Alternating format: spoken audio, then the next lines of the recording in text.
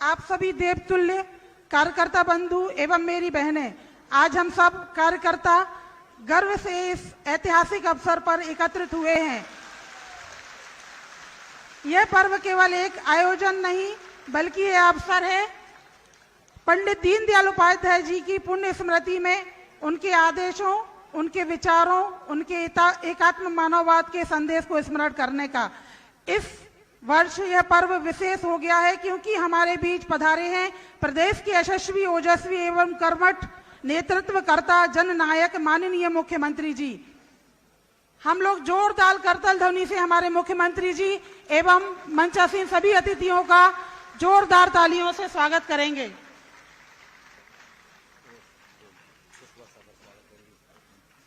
हमारे आदरणीय मुख्यमंत्री जी एवं सभी मंचासीन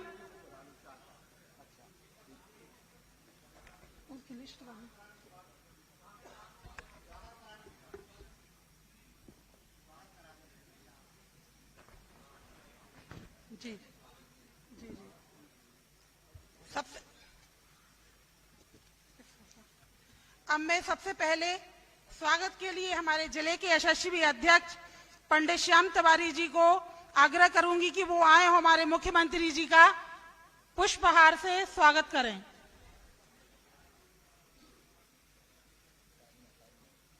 जोरदार तालियों से हम सब स्वागत करेंगे माननीय मुख्यमंत्री जी का। हमारे मुख्यमंत्री जी का स्वागत हमारे मंचासीन सभी अतिथियों द्वारा किया जा रहा है। जोरदार करतल ध्वनि से हम सब स्वागत करेंगे मुख्यमंत्री जी का। हम सबके बीच में कैबिनेट मंत्री गोविंद सिंह राजपूत जी भी उपस्थित हैं, माननीय गोपाल भार्गव जी विधायक एवं पूर्व मंत्री, हमारे सागर विधानसभा के लोकप्रिय विधायक माननीय श्री शैलेंद्र जैन जी, नरियावली विधायक आदरणीय भाई प्रदीप लारिया जी, बीरेन्द्र सिंह लोधी जी, विधायक ब्रिजा बिहारी पटेरिया जी एवं बीना से पधारी विधायक निर्मला सप्रे जी, हमारे सागर की महापौर संगीता तिवारी जी, नगर निगम के यशस्वी अध्यक्ष वृंदावन अहिरवार जी एवं सभी उपस्थित यहाँ हमारे देवतुल्य कार्यकर्ता, हम सब हमारे मुख्यमंत्री जी का बहुत बहुत स्वागत कर रहे हैं।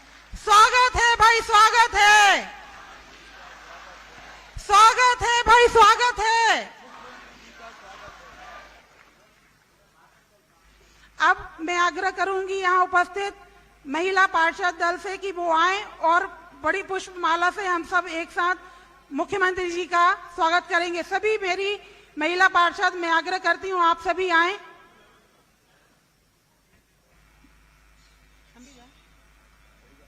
आप बुला लियो ना, अब आप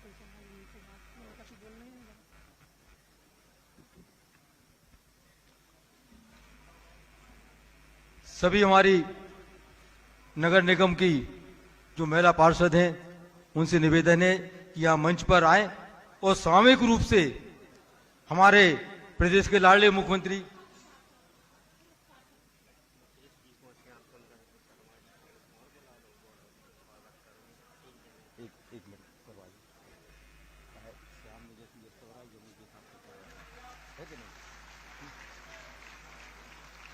तालियों की गड़गड़ाहट रुकनी नहीं चाहिए।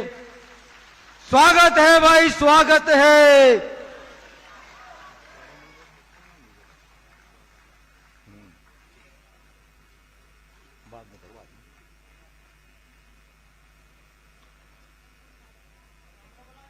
इसके पश्चात हमारे जो नगर निगम के हमारे पार्षद, पुरुष पार्षद हैं, उन सभी से भी निवेदन है आओ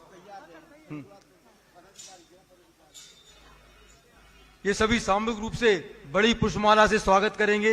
चलो, ये हमारे बंधु बांधव, पार्टी के वरिष्ठ श्रेष्ठ कार्यकर्ता बंधु ऊपर खड़े हैं, उनसे मेरा अनुरोध है, कुर्सियां उपलब्ध हैं। पंडित जी कृपया आप भी बैठें और बाकी लोगों को बैठने की प्रेरणा दें।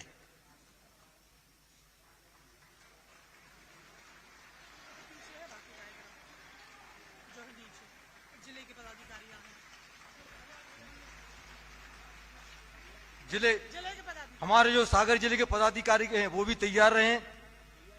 आ जाए, मंच पर आ जाए। जिले के पदाधिकारी सभी स्वागत करने के बाद सभी लोगों से निवेदन है अपने अपने स्थान पर बैठ जाएं। हमारे चारों मंडल अध्यक्ष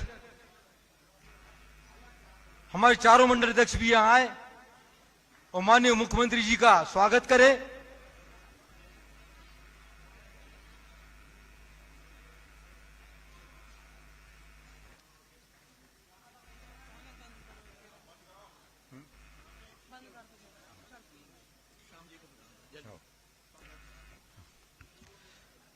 स्वागत की श्रृंखला को यहीं स्थगित करते हुए और आगे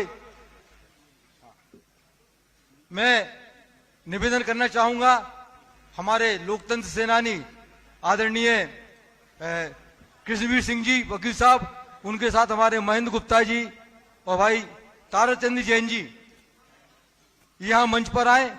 आदरणीय मुख्यमंत्री जी उनका स्वागत करेंगे।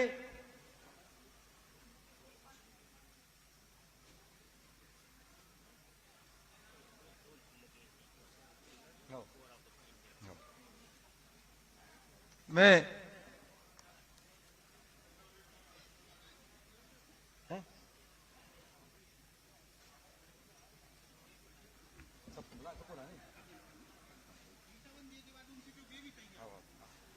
मीसाबंदियों के स्वागत के बाद जो हमारे वरिष्ठ भारतीय जनता पार्टी के वरिष्ठ जन हैं उनसे भी मैं निवेदन करना चाहूंगा कि वो सभी, मैं नाम बोलता जाऊंगा, वो भी सभी तैयार है, मंच पर आ जाएं। हमारे जो संभाग के प्रभारी हैं आदरणीय मुकेश सिंह जी चतुर्वेदी जी, वो भी, उनसे निवेदन है कि मुख्यमंत्री जी का स्वागत करें। भाई साहब, जिले के प्रभारी श्याम सुंदर शर्मा जी, उनसे निवेदन है कि मुख्यमंत्री जी का स्वागत करें। हमारे पूर्व जिलाध्यक्ष भाई गौरव सरोठिया जी से निवेदन है आदरणीय मुख्यमंत्री जी का स्वागत करें।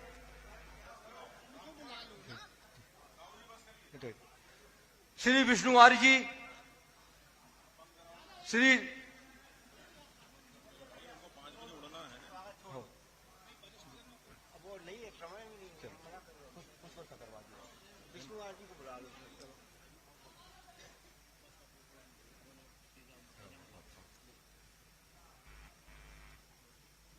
कार्यक्रम को आगे बढ़ाते हुए स्वागत भाषण के लिए हमारे सागर जिले के अध्यक्ष भाई श्याम तिवारी जी से मैं निवेदन करना चाहता हूं कि वो अपना स्वागत भाषण प्रस्तुत करने की कृपा करें।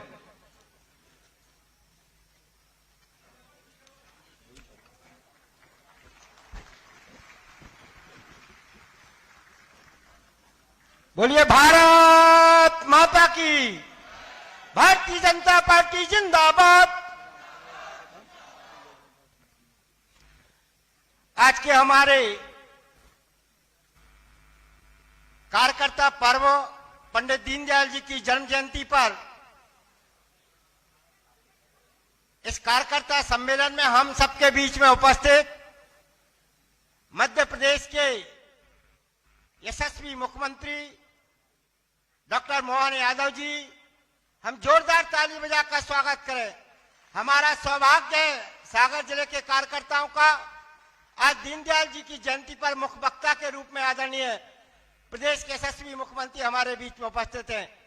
हमारे इस कार्यक्रम में उपस्थित मध्य प्रदेश सरकार के कैबिनेट मंत्री आदरणीय गोविंद सिंह राजपूत जी, हमारी लोक आदरणीय डॉक्टर लता बानखेड़े जी, हमारे संभाग के प्रभारी और मध्य प्रदेश भारतीय जनता पार्टी के प्रदेश उपाध्यक्ष आदरणीय चौधरी मुकेश चतुर्वेदी जी, सागर के लोकप्रिय जननेता, सागर के विकास के पहिया को आगे बढ़ाने वाले ऐसे जननेता आदरणीय शैलेंद्र जैन जी, नरियावली विधानसभा क्षेत्र के लोकप्रिय विधायक आदरणीय प्रदीप लारिया जी, हमारे बंडा के बहुत ही सहज और सरल और सौम्य हमारे विधायक आदरणीय बीरेन लंबड़दार जी, सागर की महापौर आदरणीय संगीता भाभी जी, हमारे जो सेवा पखवाड़ा इसके जिले के संयोजक श्री जगन्नाथ गुरैया जी, हमारे नगर निगम के अध्यक्ष श्री उपस्थित समस्त हमारे मंचासीन अतिथि, उपस्थित भारतीय जनता पार्टी के देवतुल्य कार्यकर्ता बहनों और भाइयों, आज हम सबका सौभाग्य है, हम सब भारतीय जनता पार्टी के कार्यकर्ता जिस विचार को लेकर चलते हैं, जिन्होंने हमें एकात्म मानववाद दिया, ऐसे एकात्म मानववाद के प्रेरणेता पंडित दीनदयाल उपाध्याय जी की जन्म जयंती आज हम सागर के सभागार में मनाने के लिए जा रहे हैं। और सौभाग्य है हम सबका कि हमें ऐसे वक्ता मिले जो एक कार्यकर्ता है, मुख्यमंत्री बाद में, कार्यकर्ता पहले है। हम सबका चूंकि जिलाध्यक्ष होने के कारण निरंतर संपर्क में रहते हैं हम सब, कभी प्रत्यक्ष बैठकों में, कभी वर्चुअल बैठकों में। जो पदाधिकारी वर्चुअल बैठकों में जुड़ते होंगे सागर जिले में, वो जानते होंगे हमारे पास छोटी जिम्मेदारी है, लेकिन हमारी व्यस्तताएं बहुत ज्यादा होती हैं पार्टी के प्रति। हम कह देते हैं व्यस्त है, इसलिए 15 मिनट लेट जुड़ते हैं। अगर हमारी प्रदेश की कोई वर्चुअल बैठक होती है, जब हम सब ने देखा, मैं भी लेट जुड़ा, लेकिन मैंने देखा, जब जुड़ा तो सबसे पहले इस मध्य प्रदेश के यशस्वी मुख्यमंत्री हमारे वर्चुअल बैठक में जुड़े थे। एक कार्यकर्ता का भाव कैसा होना चाहिए, अगर ये सब हम सबको देखना है तो हमें अपने यशस्वी मुख्यमंत्री डॉक्टर मोहन यादव जी के अंदर देखना चाहिए। और उनकी जो सौम्यता और सरलता है, उनके बारे में मैं कहना चाहता हूं। रामचरितमानस में एक चौपाई है कि निर्मल मन जन सो मोहि पावा, मोह कपट छल छिद्र न भावा। ऐसे निर्मल मन जन के हैं, वो उन जिनसे मिलते हैं भाई उनके हो जाते हैं। ऐसे सहज और सरल व्यक्तित्व के धनी आदरणीय मोहन यादव जी मुख्यमंत्री जी हमारे बीच में उपस्थित हैं। जो दीनदयाल जी ने विचार दिया था, दरिद्र नारायण की सेवा ही नारायण की सेवा है, और उस नारायण की सेवा से यह लोक भी सुधरेगा और परलोक भी सुधरेगा, उसको चरितार्थ करने का काम कोई मध्य प्रदेश के अंदर कर रहे हैं तो हमारे यशस्वी मुख्यमंत्री डॉक्टर मोहन यादव जी कर रहे हैं। मैं महाभारत की एक घटना सुनाकर अपनी बात को समाप्त करूंगा। महाभारत का युद्ध हुआ और महाभारत के युद्ध के पश्चात हमारे भीम, दुर्योधन और अर्जुन सब बैठे हुए थे। उन्होंने कहा किसने कितनों को मारा, तो कोई कह रहा था मैंने इतने मारे, कोई कह रहा था इतने मारे। आपस में भिड़ने लगे और ये समझ में नहीं आ रहा था किसने कितने योद्धा मारे। तो उन्होंने कहा कि हम इसकी जानकारी लेने के लिए भगवान कृष्ण के यहाँ चलते हैं, और सब भगवान कृष्ण के लिए पास जाते हैं। और भगवान कृष्ण कहते हैं कि आप बताइए कि हम में से किसने कितने योद्धा मारे। तो भगवान कृष्ण कहते हैं मैं भी युद्ध में व्यस्त था, मुझे भी नहीं मालूम, लेकिन इस युद्ध को देखने के लिए मैंने एक पर्वत पर बराबरी संत नाम के व्यक्ति को बिठाला था, और हम चलते हैं और उनसे पूछते हैं कि किसने कितनों को मारा। और वह सब जाकर वहां पर बराबरी संत के पास पहुंचते उस पर्वत पर, और वहां पूछते हैं कि आप बताइए, आपने युद्ध का साक्षात देखा है कि किसने कितने लोगों को मारा। तो उन्होंने कहा कि मुझे ये नहीं मालूम किसने कितने मारा, चाहे यह पक्ष हो चाहे वह पक्ष हो, सारे पक्षों मुझे भगवान कृष्ण ही दिख रहे थे जो चारों तरफ युद्ध लड़ रहे थे। ऐसे ही मध्य प्रदेश के अंदर जो चारों तरफ विकास की गंगा बह रही है, उस विकास की गंगा को बहाने वाला अगर कोई व्यक्तित्व इस मध्य प्रदेश के अंदर है, वह डॉक्टर मोहन यादव जी है। कभी कल्पना नहीं की होगी कोई बीमार दूर दराज गांव में हो जाए, वहां उनके इलाज के लिए कोई एयर एम्बुलेंस आएगी, उस एयर एम्बुलेंस की व्यवस्था करने का काम किसी ने अगर किया है तो मध्य प्रदेश के यशस्वी मुख्यमंत्री डॉक्टर मोहन यादव जी ने किया। अरे सड़कों पर एक्सीडेंट हो जाता था, कोई उनको उठाने वाला नहीं होता था। आदमी कहते थे कि FIR हो जाएगी, हम केस में बिक जाएंगे, लेकिन मोहन यादव जी ने कहा अगर एक्सीडेंट के केस में अगर कोई व्यक्ति 1 घंटे के अंदर किसी को अस्पताल के अंदर पहुंचाएगा तो उसे 25,000 रुपए देने की मैं घोषणा करता हूं। ऐसी तमाम योजना मैं बता सकता हूं, लेकिन समय का अभाव है। कभी अवसर मिलेगा तो मैं बताऊंगा कि किस तरीके से इस मध्य प्रदेश को विकसित मध्य प्रदेश बनाने के लिए 2047 का जो स्वप्न नरेंद्र मोदी जी ने देखा है, हमारे यशस्वी प्रधानमंत्री जी ने देखा है, विश्व के सबसे लोकप्रिय नेता आदरणीय नरेंद्र मोदी जी ने देखा है, वह 2047 का विकसित मध्य प्रदेश बनाने के लिए, विकसित भारत बनाने के लिए डॉक्टर मोहन यादव जी एक नींव के पत्थर के रूप में हम सबके सामने खड़े हुए हैं, जो इस मध्य प्रदेश को आगे बढ़ाने के लिए काम कर रहे हैं। इस अवसर पर पंडित दीनदयाल उपाध्याय जी की जयंती पर आप सबको बहुत बहुत शुभकामनाएं। जो पंडित जी ने हमें विचार दिया है उसको हम बूथ बूथ तक उतारने का काम करेंगे, इसी आशा और विश्वास के साथ बहुत बहुत धन्यवाद। जय हिंद, जय भारत। बोलिए भारत माता की। बहुत बहुत धन्यवाद। जीवन पुष्प चढ़ा चरणों में, मांगे मातृभूमि तुझसे यह वर, तेरा वैभव अमर रहेगा, हम दिन चार रहे ना चाहें। इन्हीं पंक्तियों के साथ आदरणीय मुख्यमंत्री जी के लिए मैं उनसे निवेदन करता हूं कि वो यहाँ आए और हम सभी को अपना उद्बोधन देने की कृपा करें।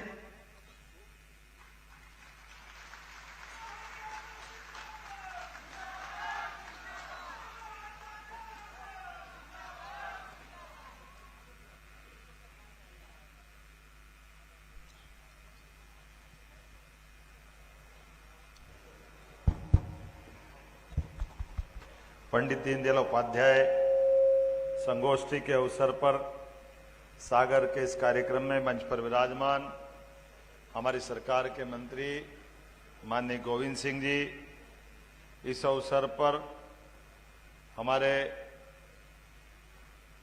माननीय विधायक श्रीमान शैलेंद्र जैन जी, प्रदीप लारिया जी, वीरेंद्र सिंह लोधी जी, निर्मला सप्रे जी, हमारे संगठन के प्रभारी मुकेश चतुर्वेदी जी, जिला प्रभारी श्याम सुंदर जी, जिला अध्यक्ष श्याम तिवारी जी, वृंदावन अहिरवार जी, नगर निगम अध्यक्ष महापौर संगीता तिवारी जी, पूर्व जिला अध्यक्ष गौरव जी, और नाम तो बहुत सारे हैं। मैं पूरे मंच के लिए एक बार आप और अपने स्वयं के लिए भी,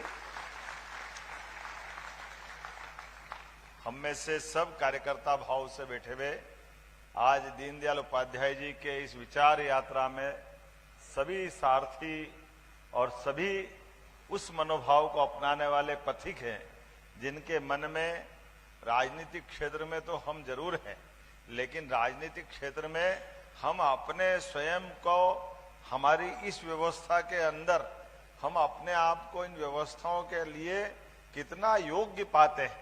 हम पंडित दीनदयाल उपाध्याय जी के एकात्म मानव दर्शन की अगर बात कर रहे हैं तो ये हमारे लिए उस राजनीतिक विचारधारा के उस व्यक्तित्व की तरफ निगाह दौड़ाने का समय भी है। आप योग देखो, संयोग देखो और आज के इस दौर को देखो, आपको दोनों तीनों तरह से बातें समझ में आएगी। पंडित दीनदयाल उपाध्याय, यद्यपि उनका जन्म 25 सितंबर 1916 को हुआ, 109वीं जयंती है उनके जीवन में, और कुशाग्र पढ़ने के कितने जबरदस्त है। कभी हम इनको संयोग से देखें, हर विषय में टॉप गोल्ड मेडलिस्ट रूप में वो निकल करके आते हैं, लेकिन कष्ट जीवन में कैसे हैं वो हमको सबको एहसास कराते हैं। जैसे भगवान कृष्ण के जीवन में कष्ट कितने थे, कदम कदम पर, जिनके खुद के जन्म में कितनी कठिनाइयां हैं। हमारे इस व्यक्तित्व को समझने के लिए आदिकाल के ऐसे सारे घटनाक्रम को जोड़ के देखेंगे।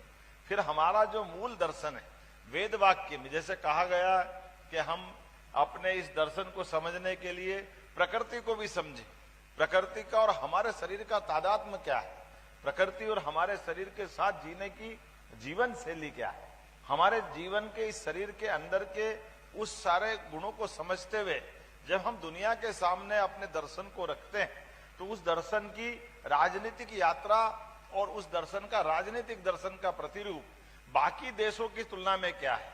हम एक तरफ जब देश की आजादी के समय की बात करते हैं तो देश की आजादी में आपने सबने देखा होगा कि हमारे सामने एक बड़ी पार्टी कांग्रेस पार्टी, उस कांग्रेस पार्टी ने अपनी पार्टी का नाम कांग्रेस पार्टी वो स्वयं ने अपनी खुद ने नहीं रखा।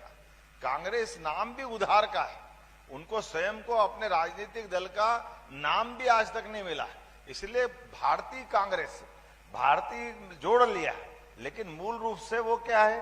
अब हम ये इसको इस तरह से भी समझना चाहेंगे। ऐसे एक तरफ ये और दूसरी तरफ एक कम्युनिस्ट विचारधारा थी उस समय की, जिस जीवन के बस 3 निशान, रोटी कपड़ा और मकान, उनको इससे आगे कुछ सोचते नहीं थे। उनको लगता है रोटी कपड़ा मकान मिल गया तो सब आनंद मिल गया।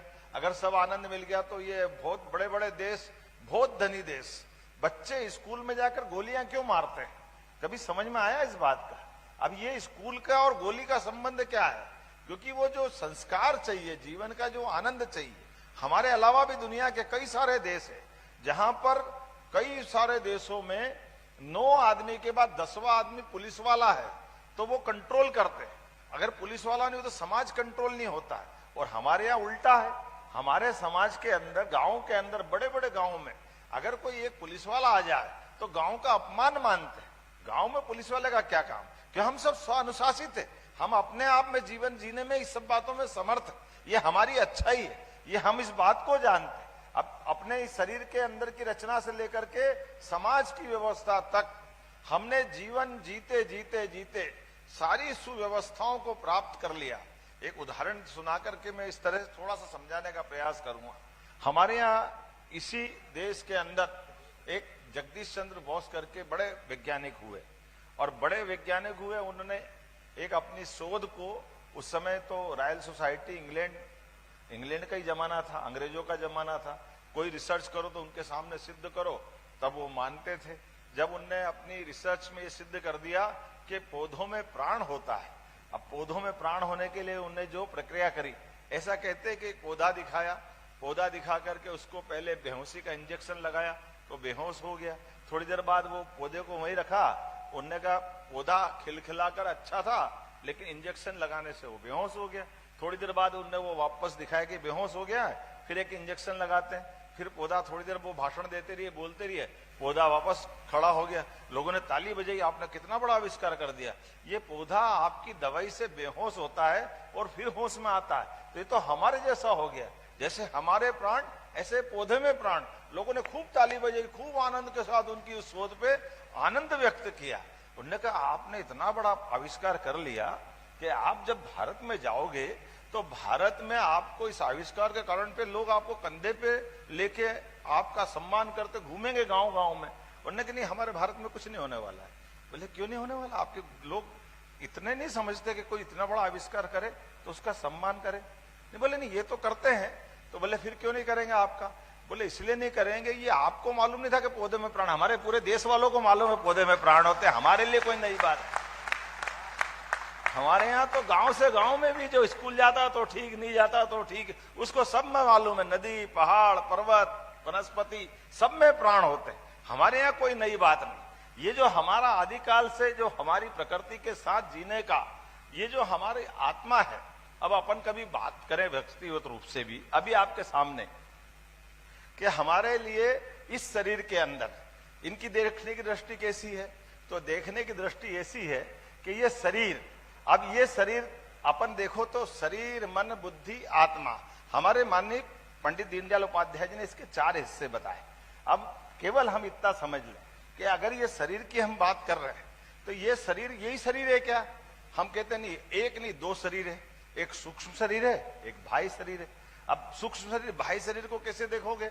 तो हम अपने आप में देखो कि जब आप नींद में सोते हो, गहरी नींद में कहां जाते हो आपको मालूम है क्या? किसी को मालूम पड़ता है क्या?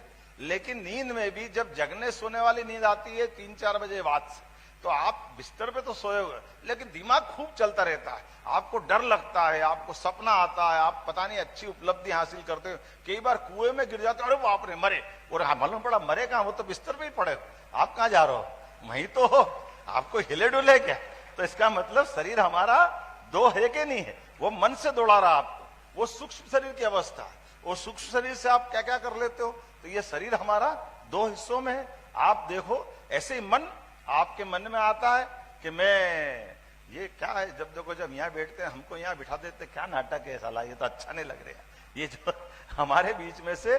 लेकिन मन के आधार पर आपकी बुद्धि कहती है नहीं नहीं, जिनने अच्छा काम किया उनको वहां जाना चाहिए, हम यहाँ भी बैठे तो क्या बुरा है? आप अपने इस समाज में देखो, समाज के अंदर मन से विवेक बुद्धि जागृत होती है। तो हमारे बीच महावीर स्वामी 2500 साल पहले राज परिवार में पैदा हुए, लेकिन राज परिवार में पैदा होने के बाद खाली खाने पीने जीने के लिए मैं पैदा हुआ हूं क्या? उनने अपना सिद्धार्थ के माध्यम से भगवान महावीर स्वामी ने ऐसे एक नहीं, शंकराचार्य से लेकर तमाम प्रकार के जो भी हमारे यहाँ घर के अंदर अपने उस जीवन काल में मैं केवल अपने संतान उत्पत्ति करने के लिए, मैं केवल पैदा खाने के लिए आया हूं क्या, ये जो बुद्धि का असर आया है। अब मैं इसको थोड़ा सिद्धांत रूप से भी समझाना चाहता हूं। आपके शरीर में एक शब्द हमारे यहाँ बोला गया, यत पिंडे तत ब्रह्मांडे, जो हमारे में है वो परमात्मा ने प्रकृति में दिया हुआ है। जब हम में और परमात्मा में ये दिया हुआ बराबर है तो कैसे सिद्ध करेंगे? अपन कहेंगे कि मुंह कितने हैं? गौरव कितने मुंह है अपने? अभी मैं बता दूं, हजारों लाखों मुंह है तुम्हारे और मेरे, तो क्या आपके सबके भी है। आप सरल सूत्र देखो, हम मां की गर्भ में रहते हैं तो गर्भनाल से हमारा पूरा शरीर बढ़ता है। जब जन्म होता है तो गर्भनाल में गठान बांध के काट के नाल और अपना मुंह चालू कर देता है ईश्वर। लेकिन ये दो मुंह से काम नहीं चलता है। अभी आप बताओ, आप बीमार हो तो चाइजा इंजेक्शन ठोको तो लगता कहां है? शरीर में तो लगता है। ये रोम रोम में मुंह है कि नहीं हमारा? कहां बाहर जा रहे हो आप? किधर जाओगे आप? ये शरीर का हमारा रोम रोम में मुंह है और रोम रोम में मुंह नहीं है। ये शरीर के प्रत्येक रोम रोम से हमारी एहसास है। हमको अभी बताया कि आंखें कितनी है, आपकी आंखें आप बताओगे 2 है, तो जीवान में कचरा पकड़ते हो तो वो जीवान कैसे देख लेती कि इस दांत में कचरा फंसा हुआ? वो आपको, वो भी तो है। पीठ पे कोई कीड़ा चल रहा तो आपको एहसास होता नहीं कि कीड़ा चल रहा, आंख थोड़ी देख रही, रोम रोम से चेतना आपके शरीर को देख रही। तो ये हमारे शरीर के साथ ये परमात्मा ने एकात्म बनाया कि नहीं बनाया? ये हमारे साथ इन व्यवस्थाओं के आधार पर हम चल रहे हैं। हमारे ऐसे एक नहीं कई रहस्य है, जिन रहस्यों को हम देखते जाएंगे। आप बताओगे हमारे यहाँ तो पंच प्राण कहा गया, अब 5 प्राण है शरीर के अंदर। अभी अपन कोई मंत्र बोलेंगे तो मंत्र बोलने में पंडित जी कौन है अपने में से? क्या बोलेंगे? प्राणाय स्वाहा, उदानाय स्वाहा, समानाय स्वाहा, व्यानाय स्वाहा, बोलते कि नहीं बोलते? तो ये कहां जा रहा है भोजन? तो ये शरीर के भी 5 हिस्से मोटे मोटे तौर पर माने गए। ये 5 प्राण है। अब 5 प्राण को जब हम थोड़े दिन पहले, जब वेंटिलेटर नहीं था तब तो समझाना मुश्किल था। तब तो कहते नहीं, प्राण तो एक ही है, गया तो गया। लेकिन ऐसा नहीं है। अब वेंटिलेटर पे गए, व्यक्ति के बाकी अंग काम कर रहे हैं लेकिन हार्ट गया, इसलिए हार्ट बदल दो तो जिंदा हो जाएगा। ये आ गया कि नहीं आ गया? एक हार्ट है। फिर दूसरा ब्रेन गया, पूरा शरीर चल रहा है। ब्रेन की कोई कठिनाई है वो निकल जाएगी तो ये बच सकता है, दूसरा प्राण आ गया।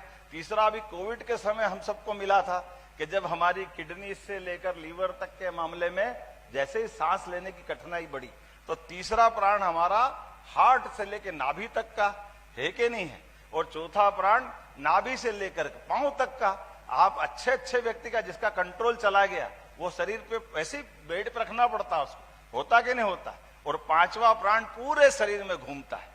तो वो प्राणाय स्वाहा, उदानाय स्वाहा, समानाय स्वाहा, ये 5 निवाले जो भगवान को देते हैं, ये हर एक जगह वो भोजन लगना चाहिए, इससे तो शरीर बढ़ता है। और ये 5 प्राण और 5 उप प्राण है। 5 उप प्राण कौन से हैं? 5 उप प्राण वो है जिनके माध्यम से हमारे शरीर से वो प्राण बाहर आते हैं। आंख खुली की खुली रह गई, सबको ध्यान में आता है। जो शरीर छोड़ता है, आंख बंद कर दो भाई, विषय खत्म हो गया। हम बताते कि नहीं बताते? मुंह खुला का खुला रह गया, नाक गंदी हो गई, नीचे के हिस्से में गंदगी आ गई, ये हो गया 4। और 5वां प्राण कौन सा? डॉक्टर जैसे गया तो वो आपका सेंसेशन देखता है कि शरीर का सेंसेशन बचा के गया, मान लेता कि नहीं मान लेता? तो 5 उप प्राण और 5 प्राण हुए कि नहीं हुए? ये हजारों साल से थे। वेंटिलेटर तो अब आया, ये एहसास हुआ कि नहीं दुनिया के साथ? ये सारी व्यवस्थाओं के बलबूते।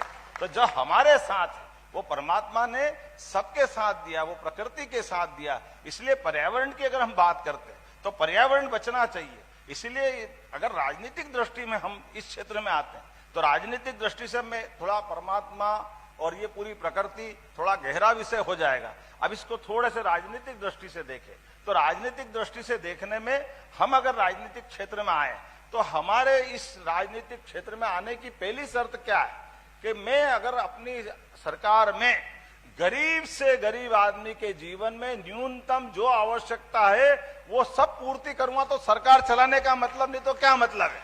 ये होना चाहिए कि नहीं होना चाहिए? हमारा, जैसे हमने कहा, ये हमारा आपस का परस्पर संबंध जब प्रकृति से जुड़ रहा है तो मनुष्य से नहीं जुड़ेगा क्या? तो मनुष्य तो जुड़ना ही चाहिए। इसीलिए नरेंद्र मोदी जी आज अपने बीच सरकार चलाते हैं। तो 85 करोड़ लोगों के लिए भोजन का प्रबंधन करते कि नहीं करते, ये हमारी सरकार की भावना है। इसी आधार पे तो हम आगे चलते हैं। अगर हमने किसी के भोजन के मामले में भी कई सारे देश इकट्ठे हो जाए, किसी दुनिया के लोगों को समझ में नहीं आता कि कोई इतने बड़े देश में इतने लोगों को फ्री खाने खिला सकते हैं, क्योंकि उनके दिमाग में क्या है, कई देश ऐसे हैं, जब गेहूं का भाव बढ़ाना है तो वो क्या करते हैं, गेहूं का भाव बढ़ाना है तो गेहूं के गोडाउन में आग लगा देते हैं, और आग लगाने में दिक्कत आ रही तो समुद्र में जहाज भर के गेहूं पहुंचाते हैं और समुद्र में गला देते हैं, ताकि क्राइसिस आए, कठिनाई आए, ताकि वहां पे उसका कीमत बढ़ सके, क्योंकि उनने धन को ही सब कुछ समझ लिया।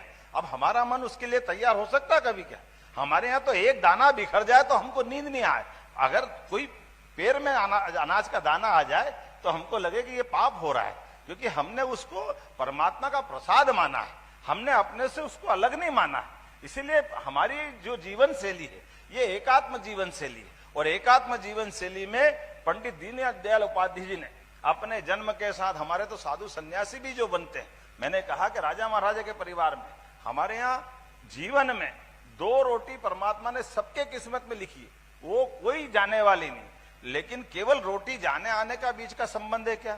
हमारा तो परिवार की एक स्केल है।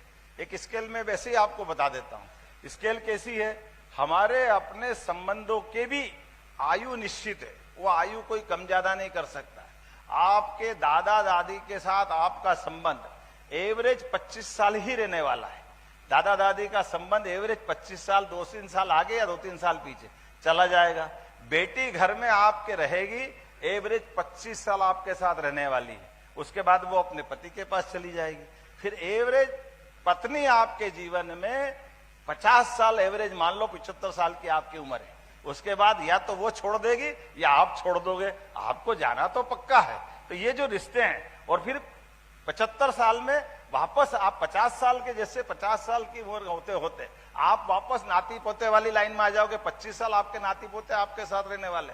इसलिए कोई जिंदगी भर किसी के साथ रहने वाला नहीं। मैं डरा नहीं रहा हूं, लेकिन ये वास्तविकता है कि नहीं, आपको समझ में भी सबको आएगा। मैं अपने बीच में ये रिश्ते नातों की भी उम्र है, ये उम्र कोई अमर नहीं है। कई बार हमारे को क्या लगता है, वो मर गया, वो चला गया, ये हो गया, जैसे वो तो अमर ही है, उसका तो कुछ होने ही वाला नहीं, उसके सब घर में वैसे ही रहने वाले, ये कोई रहने वाले नहीं।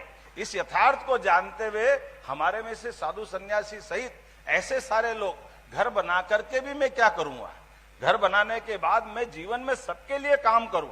इसीलिए ऋषि मुनि आते, हमारे यहाँ ऋषि मुनियों की भी जाति है, इस तरह से समझ सकते। ऋषि जो न्यूनतम आवश्यकता से अपने जीवन का गुजर बसर के लायक इकट्ठा करता है, और उसी में से समाज के हित की क्या क्या अच्छी बात कैसे हो सकती है उसके लिए लगा रहता है, वो ऋषि परंपरा है। मुनि परंपरा वो ब्रह्मचारी वाली परंपरा है, वो अपना कोई परिवार नहीं बसाता, इसलिए मुनियों की परंपरा अपनी परंपरा है। लेकिन ऋषि परंपरा से समाज जीवन जीने की सच्चे अर्थों में हमारी विधा है। इसीलिए हमारी परंपरा अपनी सनातन संस्कृति की परंपरा, जिसका कभी अंत नहीं हो, ये वो पद्धति है।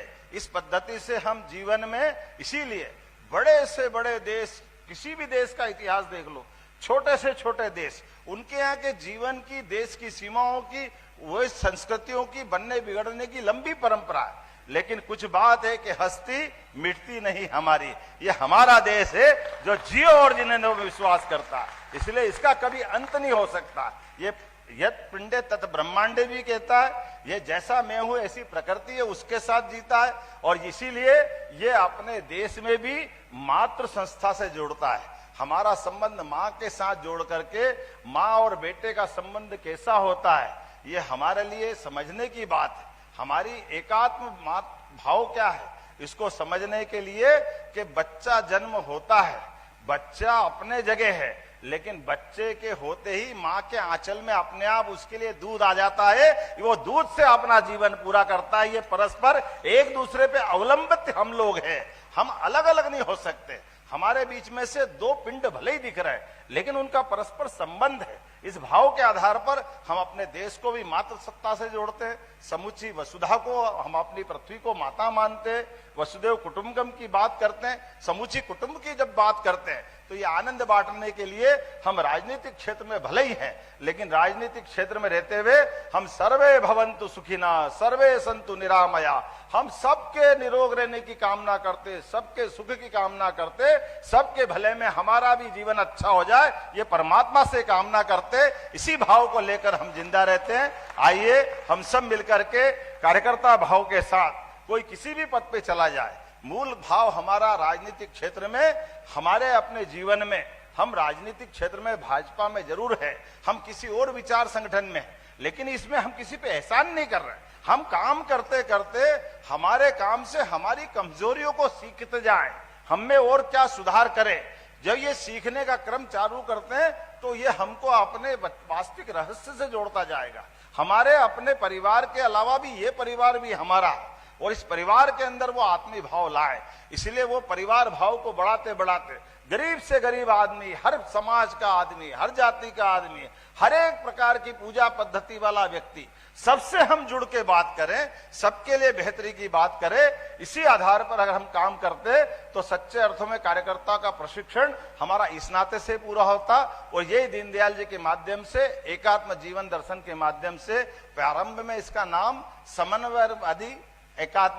समन्वयवादी हमारा ये दर्शन बताया गया था, बाद में इसको एकात्मता के माध्यम से नाम दिया गया। लेकिन दीनदयाल जी के इस दर्शन के माध्यम से सनातन संस्कृति की जीवन शैली का भी निचोड़ है। मेरी अपनी ओर से एक बार फिर आप सबका वंदन, अभिनंदन, बहुत बहुत धन्यवाद। भारत माता की जय। बहुत बहुत धन्यवाद आदरणीय मुख्यमंत्री जी, कार्यक्रम का आभार की बहुत धन्यवाद। सब प्रथम तो आप सभी उपस्थित सदन में मौजूद भारतीय जनता पार्टी के ज्येष्ठ श्रेष्ठ कार्यकर्ता बहनों भाइयों को मैं माननीय मुख्यमंत्री महोदय की ओर से, मंचासीन समस्त अतिथियों की ओर से बहुत बहुत साधुवाद और बहुत बहुत धन्यवाद देता हूं। पंडित दीनदयाल उपाध्याय जी की जयंती के अवसर पे आप सबको